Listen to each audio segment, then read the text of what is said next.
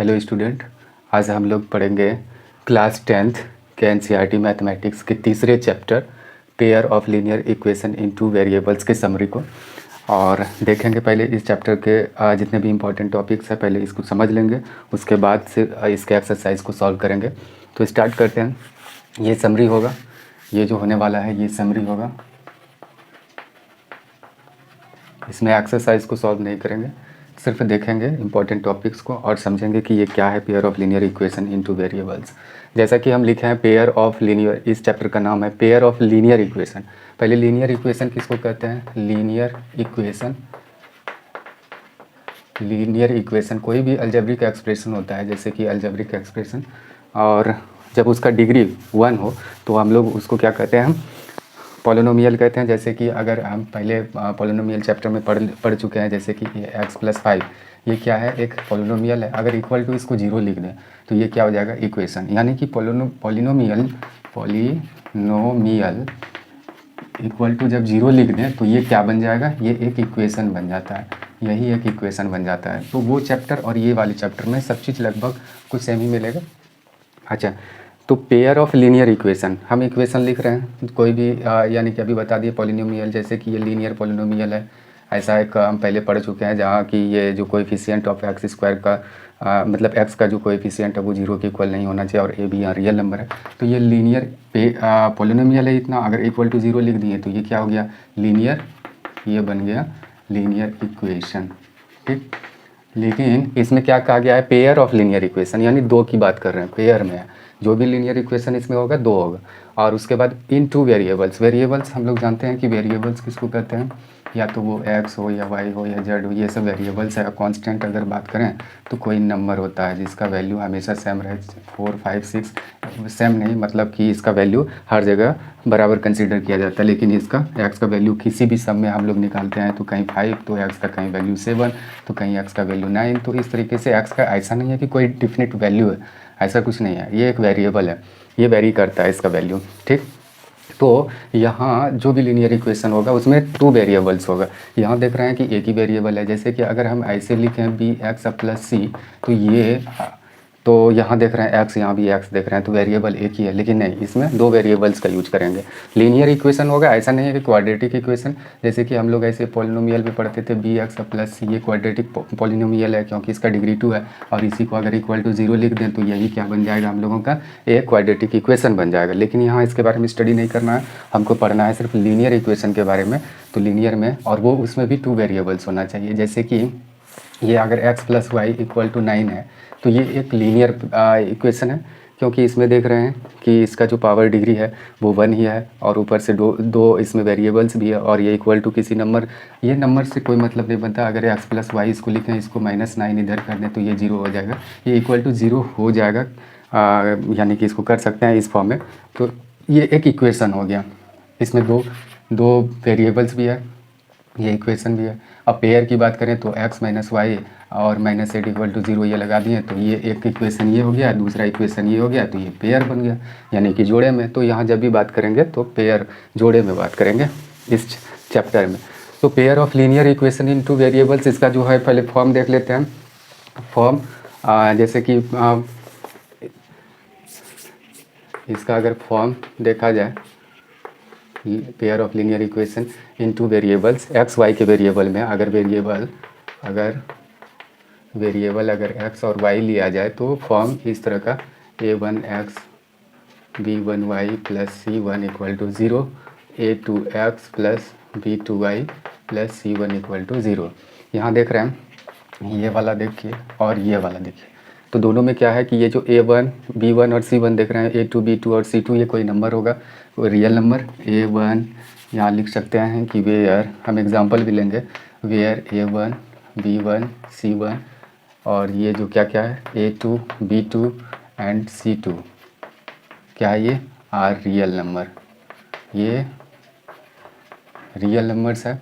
अच्छा, इसके साथ साथ क्या होना चाहिए? एंड ये दोनों का सम जो है a1 अब प्लस b1 0 टू इक्वल, ये नॉट इक्वल टू 0, यानी कि ये दोनों का सम 0 के बराबर नहीं होना चाहिए। एंड इसका भी a2 और प्लस b2 इक्वल टू ये साथ में ये दोनों का वैल्यू इसका और इसका इस तरह का होना चाहिए, यानी कि इसको और इसको जोड़ेंगे तो जीरो नहीं होना चाहिए और इसको इसको जोड़ेंगे तो जीरो नहीं। अगर एक इक्वेशन में इसका और इसका सम जीरो के बराबर है, यानी कि जोड़ने के बाद, और इसमें दोनों का सम अगर जीरो के बराबर नहीं है तो यानी कोई दिक्कत नहीं है। लेकिन दोनों में अगर ये क्या हो जाएगा, जीरो के बराबर हो जाएगा, तब ये संभव नहीं है, क्योंकि इसका अभी हम एग्जांपल लेके दिखाएंगे क्यों नहीं संभव है। अच्छा, तो ये हो गया, इसका एक एग्जांपल ले लेते हैं। जैसे कि हो सकता है कि ये हो गया 3x प्लस यहाँ ले ले 5y माइनस 7 इक्वल टू 0, और दूसरा अगर लें तो 5x plus 3y minus 9 equal to 0। देख सकते हैं क्या है यहाँ वेरिएबल, तो देख रहे हैं यहाँ भी x y वेरिएबल है, और ये जो है आगे नंबर सब रहेगा और इक्वल टू 0। तो ये एक फॉर्म है इसका। इसमें क्या नहीं होना चाहिए, ये 3 और प्लस 5 को अगर जोड़ें तो ये क्या होना चाहिए, जीरो के बराबर नहीं होना चाहिए। ये दोनों अगर जीरो हो जाए तो दिक्कत है। अगर यहाँ 5 और 3, यहाँ साइन इसका नहीं लेना है, अगर 5 और प्लस ये 3 लें तो यहाँ 8 देख रहे हैं, जीरो के, सॉरी यहाँ तो गलत लिख दी, इक्वल टू 8 है और ये इक्वल टू 8 है। तो मतलब कि ये दोनों is not equal to zero, is not equal to zero, zero के बराबर नहीं है, तो ठीक है, अदरवाइज़ दिक्कत है। कैसे दिक्कत है आगे देखेंगे। अच्छा, ये हो गया, तो वो भी देख लेंगे जब हम लोग ये सॉल्व करने के लिए जान जाएंगे इसमें। अच्छा, जो पॉलिनोमियल में हम लोग पॉलिनोमियल में जो हम लोग निकालते थे उसका जीरोज़ निकालते थे, जीरोज़, ठीक। लेकिन यहाँ हम लोग ये सॉल्यूशन इसको निकालेंगे, यानी कि x और y का वैल्यू निकालेंगे इसमें, यानी कि एक वेरिएबल x है तो उसका वैल्यू निकालेंगे और इसमें y का वैल्यू निकालेंगे, ठीक। इसमें जो वैल्यू निकाला करते थे वो जीरोज़ निकालते थे, लेकिन इसमें क्या निकालेंगे, सॉल्यूशन वो कहलाएगा इसका। अब सॉल्यूशन निकालने के कुछ मेथड है, वो मेथड को देखते हैं, वो किस टाइप का मेथड है।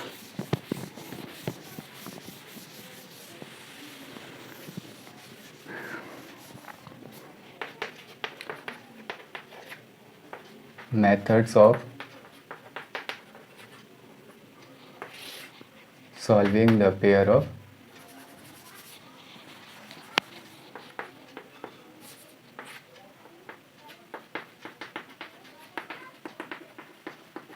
लीनियर इक्वेशन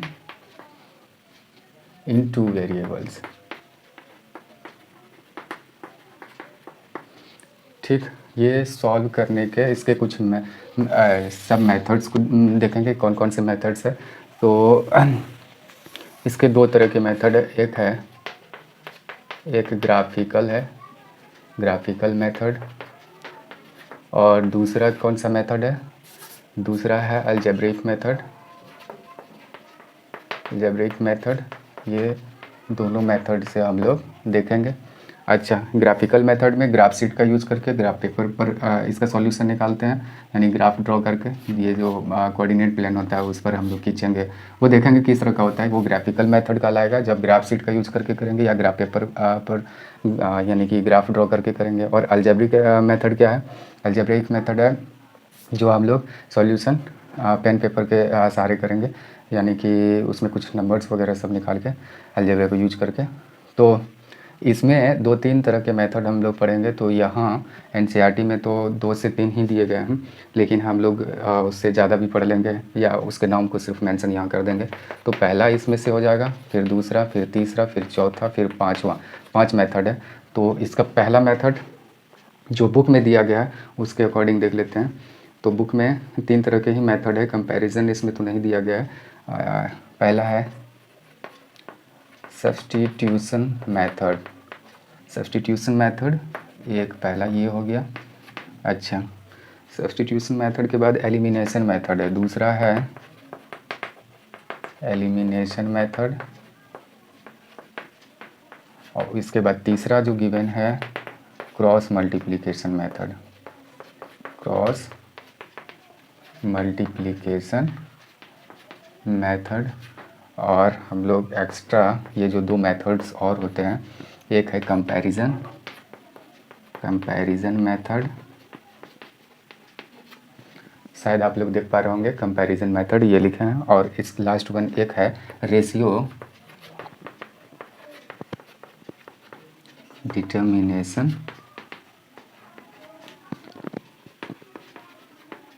मेथड, ये मेथड। यानी कि हम लोग यहाँ 3 को ही सीखेंगे, ये तीनों मेथड का यूज करके देखेंगे कैसे इसका solution pair of linear equation into variables का निकालते हैं। सब्स्टिट्यूशन मेथड, एक एलिमिनेशन मेथड, एक है क्रॉस मल्टीप्लिकेशन मेथड। तो इसमें कौन सा आप लोगों को ईजी लगेगा वो भी देखेंगे।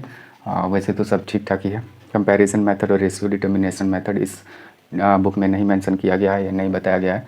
तो ग्राफिकल मेथड पहले देख लेते हैं, उसके बाद फिर ये देखेंगे। तो थोड़ा शॉर्टली इसको समझेंगे क्योंकि इसका इस पर ग्राफ ड्रॉ करना पॉसिबल नहीं है बोर्ड पर। तो देखते हैं वन बाय वन। कोई भी पूछेंगे कि ये सॉल्विंग के कितने मेथड्स जो है तो वो कितने तरह के हैं, तो कह सकते हैं कि वो 2 तरह के, एक ग्राफिकल एक अलजेब्रिक मेथड है। तो उसमें पहले ग्राफिकल मेथड देख लेते हैं कि ग्राफिकल मेथड। तो ग्राफिकल मेथड में क्या होता है कि जैसे कि एक सपोज कि 2x + y = 9 ये इक्वेशन ले लिया गया है, और एक इक्वेशन है लीनियर इक्वेशन में ये है, ये पहला है, ये दूसरा इक्वेशन है। तो क्या करेंगे, तो इसके लिए सॉल्यूशन निकालने के लिए ग्राफिकल मेथड का यूज करते हैं। तो सबसे पहला जो है ये इक्वेशन, तो वैल्यू टेबल पहले इसका ले लेते हैं। Value table of x + y = 9, इसका हम लोग ऐसे क्या करेंगे, x और y, x का वैल्यू कुछ भी पुट करके इस पर y निकाल सकते हैं। अगर 1 लेते हैं तो ये कितना हो जाएगा, 8 हो जाएगा। अगर ये 4 लेते हैं तो ये कितना हो जाएगा, यानी 5 हो जाएगा। तो यहाँ 2 पॉइंट्स हो जाएगा हम लोगों के पास, यानी प्लॉटिंग द पॉइंट्स आप लोग जानते होंगे कोऑर्डिनेट प्लेन पे किसी भी नंबर को कैसे प्लॉट किया जाता है। और यहाँ 4 5 कोई भी लाइन को यानी कि ग्राफ शीट पर यानी रिप्रेजेंट करने के लिए क्या करना होगा, कम से कम एटलीस्ट हम लोगों को 2 पॉइंट्स लेना होता है। तो यहाँ हम ले लिए 2 पॉइंट्स। और फिर क्या करेंगे, सेकंड जो है हम लोगों का ये इक्वेशन x - y = 1, इसका वैल्यू टेबल ले लेते हैं। Value table of equation x - y = 1। तो ये वाला वैल्यू टेबल x और y का ले लेंगे। पहले x का कुछ भी वैल्यू आप अपने मन से कोई भी छोटा ही नंबर लें, जिससे कि ग्राफ शीट पर हम लोग बढ़िया से दिखा सकते हैं, रिप्रेजेंट मतलब उस पर दिखा सकते हैं। तो यहाँ x का वैल्यू अगर 3 ले लें तो ये कितना हो जाएगा, अगर ये 3 लें तो ये y = यहाँ 1 है, तो ये इधर जाएगा, ये इधर आएगा, तो क्या हो जाएगा, ये 2 हो जाएगा। ठीक, अगर ये 9 ले लें तो क्या होगा, यहाँ ये 8 हो जाएगा। 9 में 8 जाएगा तो फिर 9 में 8 जाएगा तब 1 होगा, 3 में 2 जाएगा तो 1 होगा। तो यहाँ देख रहे हैं सेटिस्फाई कर रहा है, यहाँ भी सेटिस्फाई कर रहा होगा। जैसे देख सकते हैं दोनों का सम 9 होना चाहिए, ये दोनों का सम, ये दोनों का सम देख रहे हैं। तो यहाँ कितने पॉइंट्स हो गए, यहाँ 2 पॉइंट्स, एक है 3 2 और एक है 9 8, ये दोनों पॉइंट्स। अब क्या करेंगे, इसी दोनों पॉइंट्स को, यानी कि ये दोनों पॉइंट्स जो ये और ये है, सॉरी ये एम्परसेंट का यहाँ सिंबल दिए हैं, अच्छा ये और ये, तो दोनों को प्लॉट करेंगे अब ग्राफ शीट पर या ग्राफ पेपर पर। तो यहाँ तो ग्राफ पेपर है नहीं, हम खुद अपने फ्री हैंड यानी इसको ड्रॉ करेंगे। तो यहाँ 1 8 और 4 5 है, ध्यान में रखना है। तो क्या करेंगे, सबसे पहले ग्राफ पर हम लोग x एक्सिस और y एक्सिस ड्रॉ करते हैं ऐसे, और ये ओरिजिन होता है, तो इस पर नंबर होता है 1 2 3 4, इधर पॉजिटिव नंबर लेते हैं, इधर नेगेटिव, तो नेगेटिव ऐसे रिप्रेजेंट कर दिए। ऊपर जो लेंगे पॉजिटिव नंबर लेंगे और नीचे जो होगा नेगेटिव नंबर लेंगे, ऐसे ले लिए। अब प्लॉट करते हैं, जैसे कि पहला ये है, ये x + y = क्या लिए थे हम लोग, 9, और x - y = 1, ये। तो इस लाइन का 1 8 जिधर होगा, पहले x एक्सिस पे 1 आते हैं, फिर 8 कहीं ना कहीं जाना होगा, एक पॉइंट, सपोज कि ये पॉइंट है 1 8 का मान लेते हैं। अच्छा, फिर है ये 4 और 5 का, तो 4 इधर आएंगे, 5 कहीं ना कहीं ऊपर जाना होगा, समझ लेते हैं कि ये है। वैसे तो ये करेक्ट नहीं है, एक ऐसे एग्जांपल दे रहे हैं, तो इस तरीके से खींच सकते हैं। और फिर यहाँ इसी लाइन पर लिख देंगे x + y = 9। फिर दूसरे ये 3 और 2 है, यहाँ 3 और 2 प्लॉट कर देंगे। फिर ये 9 8 है, तो हम बहुत सारे पॉइंट्स ले सकते हैं, लेकिन एटलीस्ट हम लोगों को 2 लेना है। लाइन खींचने के लिए कम से कम 2 पॉइंट की ज़रूरत होती है। तो यहाँ हम ले लिए हैं 3 2 और 9 8, 9 इधर जाएंगे, फिर 8 ऊपर जाएंगे, तो कहीं ना कहीं होगा ऐसे। तो इसको ऐसे अगर ड्रॉ करेंगे दोनों नंबर को मिलाते हुए, तो ये भी एक स्ट्रेट लाइन हो जाएगा। तो इसका फिर हम लिख देंगे इक्वेशन की ये x - y = 1 होता है। और ये दोनों लाइन, जब ये दोनों इक्वेशंस के ग्राफ को यानी कि यहाँ ड्रॉ किए हैं, तो ये एक इंटरसेक्शन पॉइंट होगा, मीटिंग पॉइंट जिसको कहते हैं, ये कहीं ना कहीं मिलेगा।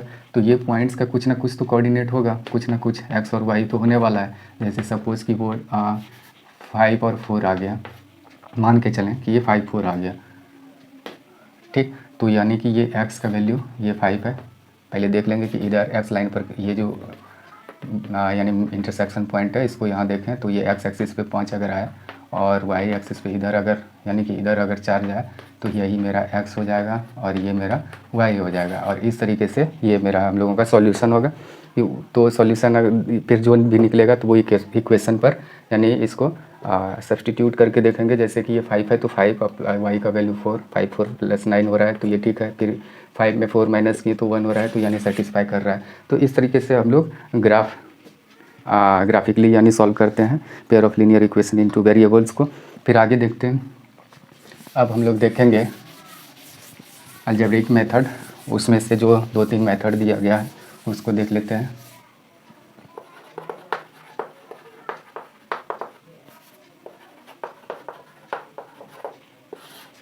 इसमें से पहला वाला देख लेते हैं। क्या हम पहला लिखे थे?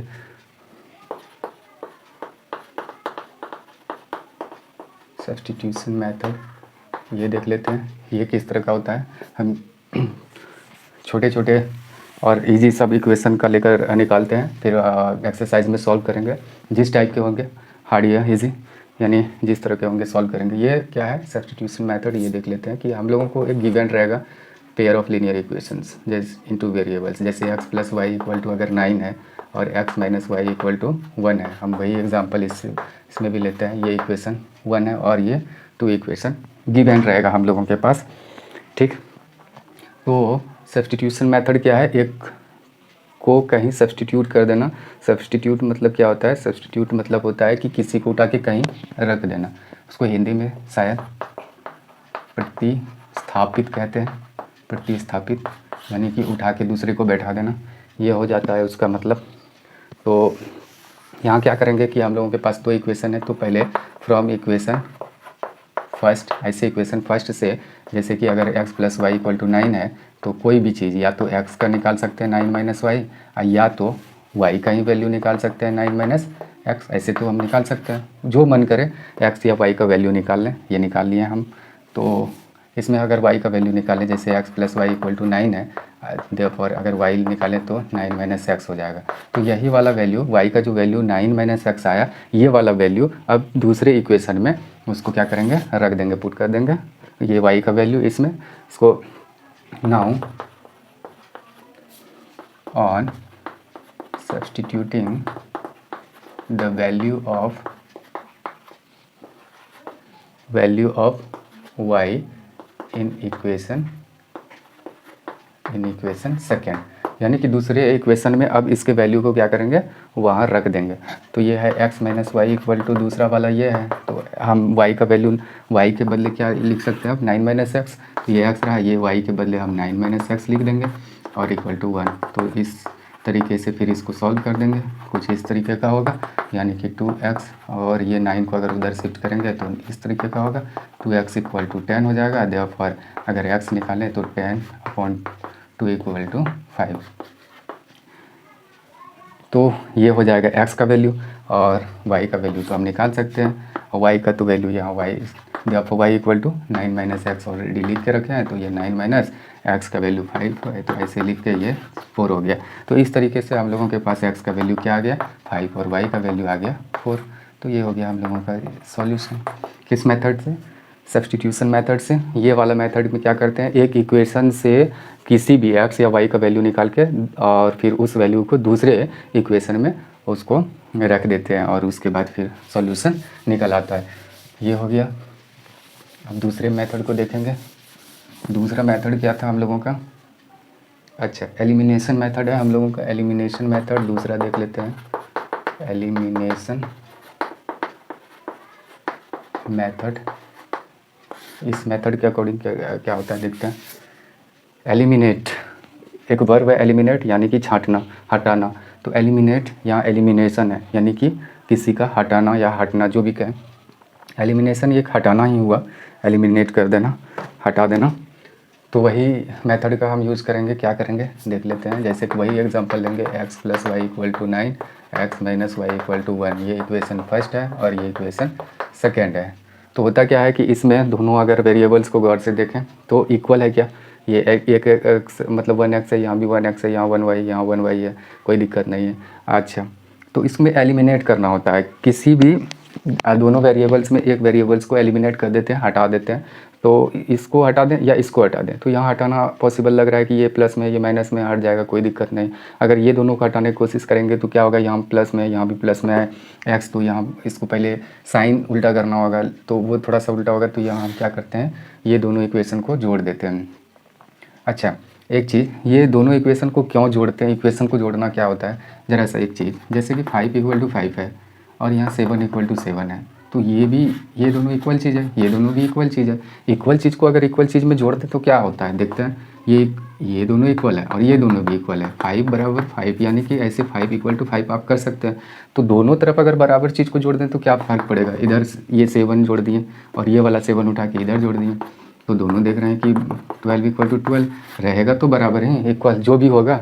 तो यहाँ भी क्या हो रहा है कि यहाँ देख रहे हैं कि ये लाइन में ये और ये इक्वल है, ठीक उसी तरह, और ये भी इक्वल है। तो इसको उठा के इधर, इसको उठा के उधर जुड़े हैं, तो इसको उठा के इधर, इसको उठा के उधर जुड़े हैं, तो कोई फ़र्क नहीं पड़ेगा। तो यही है। तो यहाँ जोड़ने पर क्या हो जाएगा, यहाँ लिख देंगे ऑन एडिंग, यहाँ जोड़ने पर क्या होता है देखते हैं। ये x 2x हो जाएगा और ये तो एक x प्लस में एक माइनस में, तो ये कैंसिल हो जाएगा, 9 और 1 को करेंगे 10 हो जाएगा। तो यहाँ देख रहे हैं कि ये y का एलिमिनेशन हो चुका है, यानी ये हट चुका है। y है क्या, यहाँ नहीं है, x ही सिर्फ बचा। तो इस तरीके से ये देयरफॉर x = 10 अपन 2 करेंगे तो ये 5 हो जाएगा, इजीली निकल गया। Now on putting the value of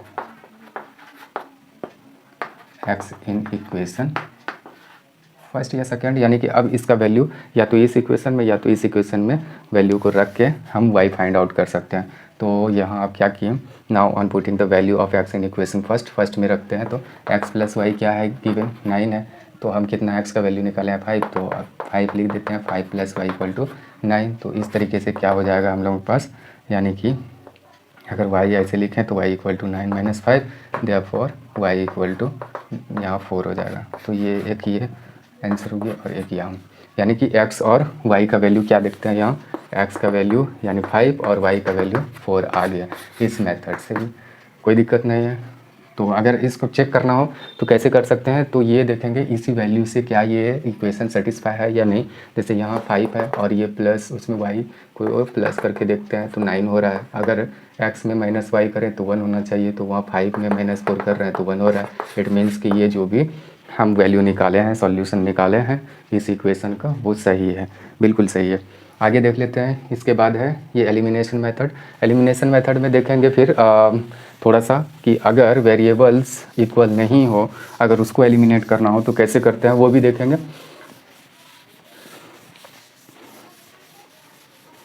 जैसे कि अगर ये 2x + 3y और =9 रहे और यहाँ 3x + 2y = 10 रहे, अगर इसको सॉल्व करना हो तो कैसे करेंगे एलिमिनेशन मेथड से। तो हमको एक तो एलिमिनेट करना है। यहाँ देख रहे हैं कि ये भी बराबर नहीं है, ये भी बराबर नहीं है, साइन भी इसका देख रहे हैं कि एक ही जैसा है। तो क्या करेंगे, तो इसमें जैसे कि अगर हमको ये बराबर करना है y का, तो क्या करेंगे, इसका जो कोएफिशिएंट है पूरे इक्वेशन को इसमें मल्टीप्लाई कर दें, पूरे इक्वेशन को ही उस नंबर से कर दें, और इसका जो कोएफिशिएंट 3 है उससे मल्टीप्लाई कर दें दूसरे इक्वेशन को।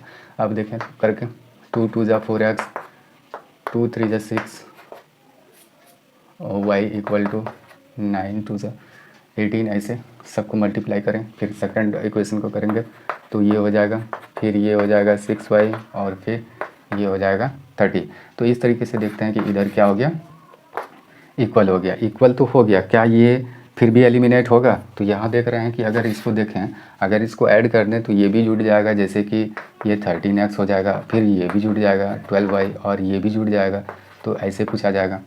तो फिर देखते हैं कि इसमें फिर निकालना संभव नहीं है इस तरीके से, तो एलिमिनेट तो करना ही पड़ेगा, एक को हटाना ही पड़ेगा। तो वो हटाने के लिए यहाँ ऐड नहीं करना पड़ेगा, यहाँ सब्ट्रैक्ट ही, क्योंकि एक तो प्लस में है ही, इसको हमको माइनस में करना होगा। तो यहाँ तब लिखना होगा ऑन सब्ट्रैक्टिंग, ऑन सब्ट्रैक्टिंग यानी कि इसको घटाने पर, तो घटाने पर यहाँ माइनस, सबका नीचे वाले जो इक्वेशन है सबका साइन चेंज कर देना, इस टर्म का भी, इस टर्म का भी और इस टर्म का भी साइन, अगर प्लस हो तो माइनस, अगर माइनस हो ऑलरेडी तो उसको प्लस कर देना, और उसके बाद जो भी होगा प्रोसेस एकदम सेम रहेगा जो ऊपर हम बताया है, और फिर उस तरीके से निकल जाएगा सॉल्यूशन। तो ये हो गया। अब चलते हैं अगले मेथड की तरफ। अगला क्या है? Cross multiplication method. तीसरा जो है वो है क्रॉस मल्टीप्लिकेशन मेथड। ये देख लेते हैं, तो ये क्या है इस मेथड में। इस मेथड के लिए हम थोड़ा सा एक जनरल फॉर्म लिखना चाहेंगे, वो a1 b1 y plus c1 equal to 0। ये है लीनियर इक्वेशन का जनरल फॉर्म, और फिर हो जाएगा फिर इधर a2x और b2y plus c2 equal to 0। ऐसे भी ले सकते हैं, एनसीईआरटी में इस तरह का दिया गया है। किसी किसी बुक में यहाँ देखेंगे ax by प्लस c, और इधर फिर dx फिर ey फिर f, ऐसे कुछ भी ले सकते हैं, जो भी लेटर आप अपने हिसाब से ले सकते हैं। तो किसी किसी बुक में इस तरह का भी लिया गया है, यानी कि रियल नंबर की जगह a b और c d e और e f को कई टेक्स्ट बुक में देखेंगे, और यहाँ एनसीईआरटी में ऐसे a1 b1 c1 a2 b2 और c2 लिया गया है। तो इस तरीके से तो यहाँ लिखेंगे बाय क्रॉस मल्टीप्लिकेशन मेथड। इस मेथड के अकॉर्डिंग हम ऐसा लिखते हैं, क्या लिखते हैं, x अपॉन, यहाँ लिखने का तरीका भी सीख लेंगे कैसे लिखते हैं। जैसे x अपॉन जैसे ही लेंगे तो इसको ढक देना है, x वाले जो भी टर्म है सबको ढक देंगे, और ये क्रॉस मल्टीप्लाई कर देंगे कोएफिशिएंट जो भी बचे हैं, कोएफिशिएंट और कांस्टेंट टर्म जो भी रहेगा उसको क्रॉस मल्टीप्लाई कर देंगे। b1 यहाँ क्या करेंगे, b1 इंटू c2, ठीक, फिर माइनस का साइन देंगे, फिर इसको करेंगे b2 c1। फिर अगले स्टेप में y इक्वल टू देखेंगे, अगर y अपॉन देखेंगे तो y वाले टर्म को ढक देना है, फिर क्या करेंगे, ऐसे क्रॉस मल्टीप्लाई कर देना है, या तो ऐसे कर सकते हैं जैसे भी करें। अगर इसको और इसको मल्टीप्लाई करें तो c1 a2 minus c2 a1, ठीक, ऊपर से लेना है, ठीक रहेगा। अच्छा, उसके बाद 1 अपॉन, अगर ये तीसरा अगर लिखेंगे तो ये तो x ग्रुप वाला लिए तो x लिख दिए, यहाँ y ग्रुप वाला लिए y टर्म वाला, तो ये वाला ढकें। तो अब की बार ये वाला लेंगे तो इसमें कोई यानी वेरिएबल नहीं है, यहाँ 1 लिए हैं, तो अब की बार ऐसे ऐसे क्रॉस मल्टीप्लाई करते हैं, तो a1 इंटू b2 और माइनस कर देना है, यानी कि a2 माइनस इंटू b1। तो इस तरीके से लिख के वैल्यू निकाल सकते हैं आप लोग। तो हम निकाल के देखते हैं कि उसी एग्जांपल का लेंगे क्रॉस मल्टीप्लिकेशन मेथड में।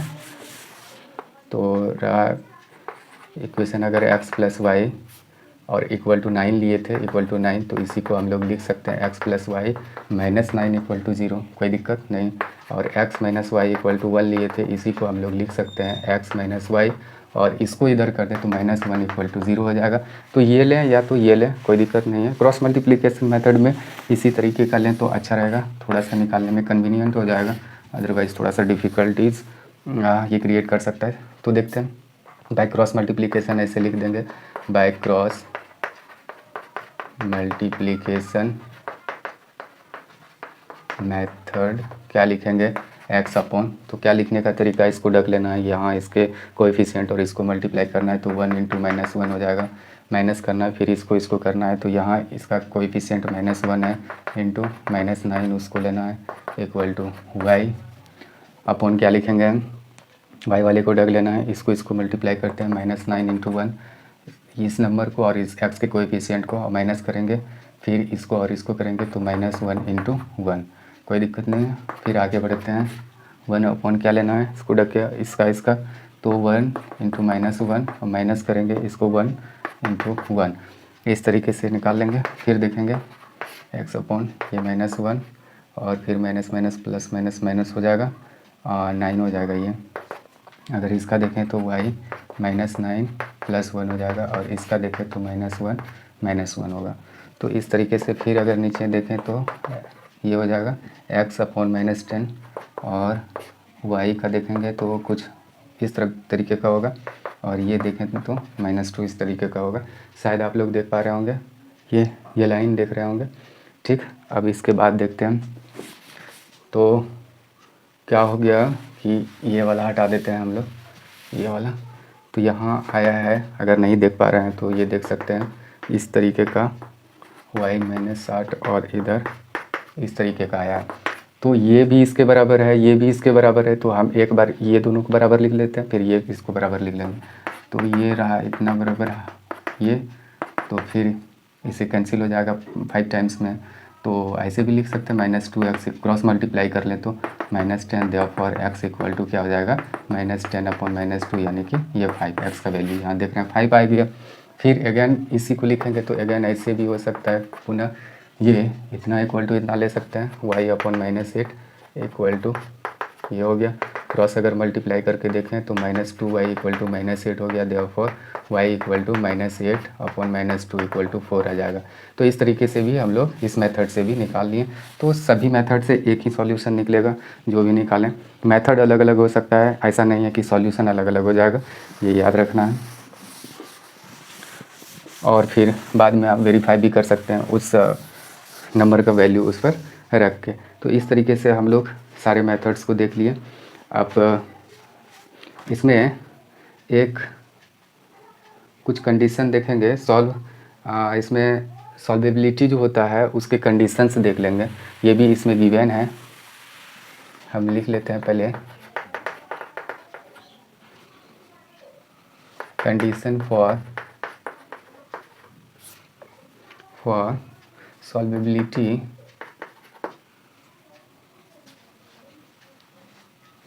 सॉरी स्पेलिंग गलत हो गया। सॉल्वेबिलिटी का यहाँ कंडीशन देखेंगे, जो सॉल्व करते हैं उसके कुछ कंडीशन है, यानी कि शर्त है। तो वो कौन सा कंडीशन है वो भी देख लेते हैं। तो पहला जो इस टेक्स्ट बुक में दिया गया है तो वो देख लेते हैं। अगर इसी को हम ऐसे बॉक्स में अगर दिखाएं तो ज़्यादा अच्छा रहेगा, यानी टेबल बना लेते हैं। इसमें लिख लेते हैं कंडीशन, वो क्या कंडीशन है वो देखेंगे, और नंबर ऑफ़ सॉल्यूशन पेयर के। अच्छा, उसके साथ साथ देखेंगे कि नेम ऑफ़ द पेयर, जो पेयर दिया रहेगा उसके जो सॉल्यूशन हम लोग निकालते हैं उसके भी कुछ कंडीशन है। सबके सॉल्यूशन नहीं निकलते, कुछ ऐसे भी होते हैं जिसके सॉल्यूशन नहीं निकलते हैं, कुछ के बहुत। जैसे कि हम लोग अभी जो x + y = 9 x - y = 1 लिए थे, तो इसका एक सॉल्यूशन आया था x = 5 और y = 4। ये एक सब सॉल्यूशन है। अगर इसी तरह के अगर जैसे x + y = 9 ले लें, ठीक, और कोई सॉल्यूशन नहीं ऐसे है, अगर एक ही इक्वेशन लें, यही इक्वेशन है, तो इसमें x का वैल्यू हो सकता है कि 5 हो जाए, y का वैल्यू 4 हो जाए। फिर x का वैल्यू अगर देखें तो इसमें 6 ले सकते हैं और इसमें y का वैल्यू 3 ले सकते हैं। फिर x का वैल्यू इसमें ले सकते हैं, जैसे कि 7 ले सकते हैं, इसमें y का वैल्यू 2 ले सकते हैं। तो ये देखते हैं बहुत सारे सॉल्यूशन निकल जाता है। तो कहीं बहुत ज़्यादा निकलेंगे, कहीं यानी कि एक ही निकलेंगे, कभी निकलेंगे ही नहीं। तो वो किस तरह का कंडीशन है वो देख लेते हैं। तो जनरल फॉर्म तो हम लोग देख ही लिए हैं किस तरीके का होता है, कि यहाँ जगह नहीं है, लिख लेते हैं छोटा सा a1x + b1y + c1 = 0 और a2x + b2y + c2 = 0, ये लिख लिए। पहला कंडीशन कह रहा है कि अगर if a1 upon a2 is not equal to b1 upon b2, अगर ये इतना बटा इतना, इतना बटा इतना अगर बराबर नहीं हो, जैसे कि अगर ये 5 इसका और इतना बटा ले लिए इतना हो गया, और इधर निकाले तो इतना हो गया, ये दोनों तो बराबर नहीं है। तो बराबर नहीं है उस कंडीशन में क्या हो जाएगा, नंबर ऑफ़ सॉल्यूशन उसमें एक यूनिक सॉल्यूशन आएगा। एक यूनिक सॉल्यूशन मतलब होता है वन सॉल्यूशन, एक वन सॉल्यूशन आ जाएगा।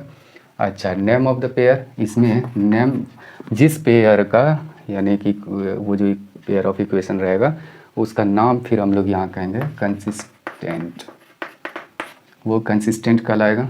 ठीक, और फिर दूसरा कंडीशन देख लेते हैं। दूसरा अगर कंडीशन, अच्छा एक इसी में ऐड अगर कर दें तो थोड़ा सा, क्या आप लोग देख पा रहे हैं इधर ये वाला अगर दिख रहा है तो हम यहाँ ग्राफ टाइप भी लिख देते हैं। ग्राफ टाइप हम पहले ही ग्राफिकल मेथड में देख लिए हैं कि ग्राफ कैसे खींचा जाता है।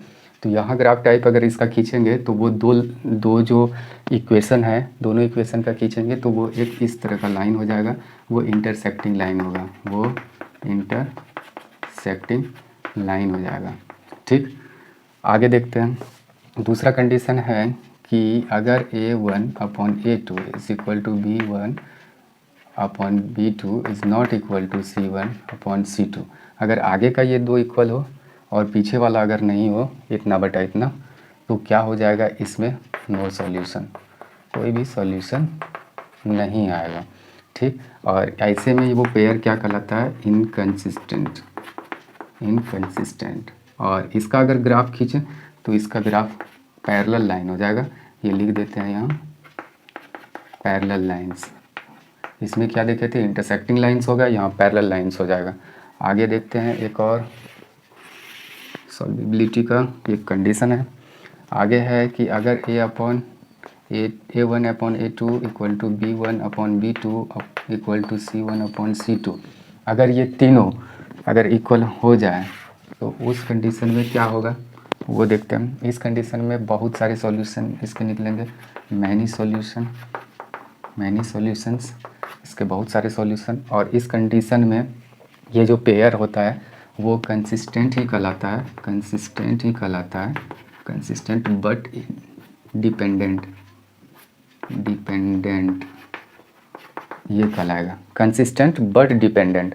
मतलब क्या हो गया कि एक इसका अगर ग्राफ खींचेंगे तो ये अगर ग्राफ टाइप देखें तो इस तरीके का होगा, एक लाइन और फिर उसी पर एक दूसरी लाइन, इसको हम लोग कोइंसाइड कहेंगे, इस टाइप का ये हो जाएगा, एक पर ही दूसरी लाइन। तो कंसिस्टेंट बट डिपेंडेंट कहलाएगा ये। या तो इसको ओनली या तो और डिपेंडेंट ही कर दें, डिपेंडेंट, ये सिर्फ डिपेंडेंट ही होगा, ओनली डिपेंडेंट, या तो कंसिस्टेंट बट डिपेंडेंट कह सकते हैं। तो ये देखते हैं कि ये लाइन क्या होगा, एक दूसरे को काटने वाला, ये कभी नहीं काटेगा जब भी इसका ग्राफ खींचेंगे। और इसमें क्या होगा, एक लाइन पर दूसरी लाइन चली जाएगी। तो इस तरीके से हम लोग देख लिए किसका, यानी कि किसी भी तरह का पेयर दे देंगे लीनियर इक्वेशन का और पूछ देंगे कि उसमें किस तरह कितने सॉल्यूशन होगा, यूनिक सॉल्यूशन, नो सॉल्यूशन या मैनी सॉल्यूशन होने वाला है, या वो किस टाइप के पेयर है, कंसिस्टेंट है, इनकंसिस्टेंट है, कंसिस्टेंट बट डिपेंडेंट है, या तो उसके ग्राफ टाइप को भी पूछा जा सकता है कि ये दोनों पेयर के अगर ग्राफ को हम लोग ड्रॉ करेंगे वो इंटरसेक्टिंग लाइन होगा या पैरेलल लाइंस या कोइंसाइड लाइन होगा, तो वो हम लोगों को बताना पड़ जाएगा। तो वो देखेंगे। तो एक का जैसे कि अगर हम चेक करें, जैसे कि अभी हम लोग तुरंत किए थे, या तो हम डिफरेंट का एग्जांपल लेके देखते हैं।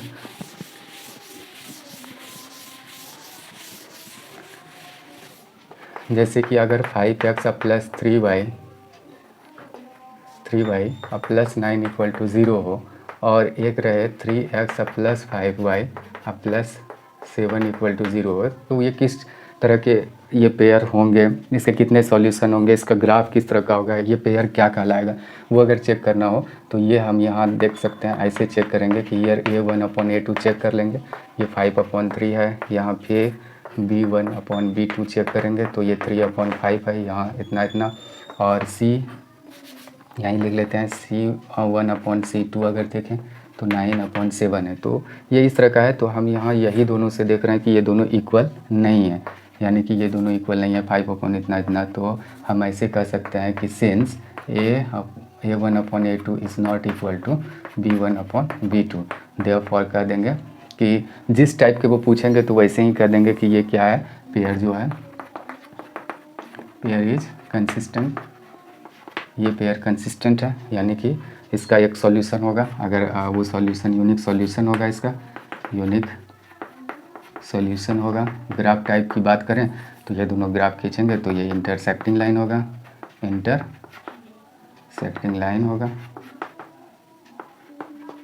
तो ये तीनों तरह की चीज़ को हम लोग बता सकते हैं इसके बारे में। जिस तरह का क्वेश्चन रहेगा बुक में उसी के हिसाब से हम लोग काम कर लेंगे। ये ग्राफ टाइप भी हम लोग देख लिए कि ग्राफिकल रिप्रेजेंटेशन किस तरीके का होता है। और इस तरीके से लगभग ऑलमोस्ट हम लोग हर पॉइंट्स को देख लिए इस चैप्टर के pair of linear equation in two variables के। तो फिर हम मिलेंगे दूसरे वीडियो में इसी चैप्टर्स के सभी एक्सरसाइज को लेकर 1 बाय 1 और सभी क्वेश्चन को सॉल्व करेंगे।